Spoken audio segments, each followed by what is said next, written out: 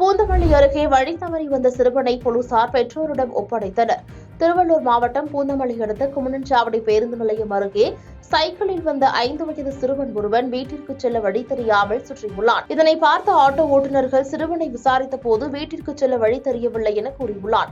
இதையடுத்து பூந்தமல்லி போலீசாருக்கு கொடுத்த தகவலின் பேரில் போலீசார் விசாரணை மேற்கொண்டுள்ளனர். இதையடுத்து ஒருவர் தனது மகனை காணவில்லை என போலீஸ் கட்டுப்பாட்டு அறைக்கு தகவல் கொடுத்துள்ளார். இதையடுத்து காணாமல் போன சிறுவனின் அடையாளத்தை கூறிய போது போலீஸ் நிலையத்திற்கு வரவழைத்து சிறுவனை பெற்றோரிடம் போலீசார் ஒப்படைத்துள்ளனர்.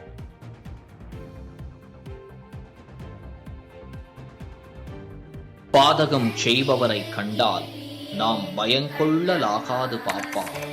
மோதி மிதித்து விடு பாப்பா, அவர் முகத்தில் உமிழ்ந்து விடு பாப்பா.